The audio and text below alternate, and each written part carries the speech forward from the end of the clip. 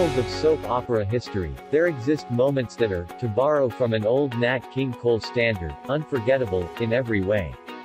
Reva's emotional self-christening on Guiding Light stands as a perfect example. Joshua Lewis' disdain for Reva Shane, his long-ago lover-turned-sister-in-law, had grown once he discovered that she had arrived in Springfield to contest her divorce from his older brother, Billy. And the back-to-back revelations that she had done so at Alan Spaulding's request and that she was once again a Lewis, thanks to her marriage to family patriarch H.B. sent Joshua spinning. First metaphorically, then literally. The airbags inside the sports car that Joshua recklessly drove into a tree saved his life. The accident, however, robbed him of his mobility. Confinement to a wheelchair embittered the former swaggering playboy. Annexation to a room inside the Lewis abode enraged him. But the plethora of opportunities to belittle, embarrass, and harass Reva pleased Joshua to no end. Just prior to July 30, 1984, a détente of sorts was agreed upon by the feuding pair, but the tension remained ever present.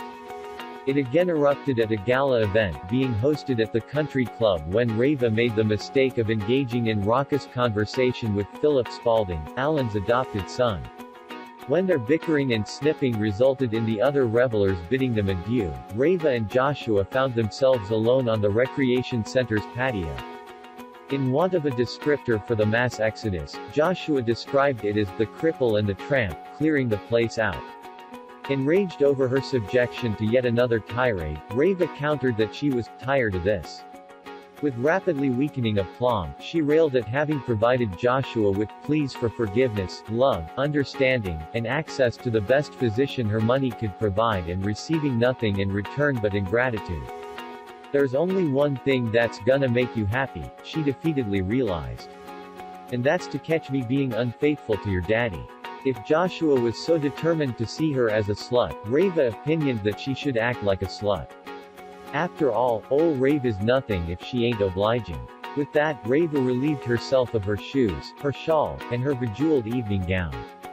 After tossing the accoutrements at her captive audience of one, Reva loudly declared herself a tramp, an adulteress, and a scarlet woman. But upon seeing that Joshua had yet to take her bait, Reva decided upon further action. With spectacle in mind, she rushed to the nearby fountain and jumped in. Upon making contact with the standing water, the chemise-clad woman, growing more hysterical by the minute, profusely anointed herself and proclaimed, "I baptize myself the slut of Springfield." When Joshua issued orders to redress and get the hell out of his presence, Reva wondered what the point would be. "Isn't this fun? You look at me like I'm naked all the time, like I don't have a heart or a brain." And since she was convinced that all Joshua's dirty little mind could see her was body, Reva decided to remind him of its glory, by removing what little covering she still had left. After ordering him to take a good look, Reva succumbed to the tears she had so desperately tried to keep in check. It was a moment that neither character would ever forget, nor would the audience who viewed it, nor the actors who brought the vivid scene to life. In an exclusive interview with Soap Hub, actress Kim Zimmer, who spent 21 years playing the oft-married, often-peril Reva, remembered the scene thusly: "The biggest thing about it was that Reva's vulnerabilities were finally exposed. Her self-doubt. She was stripped of everything she could get down to her guts. She was asking, was this enough, Springfield? Because you've done nothing but put me down and treat me poorly. So I'll be your bitch."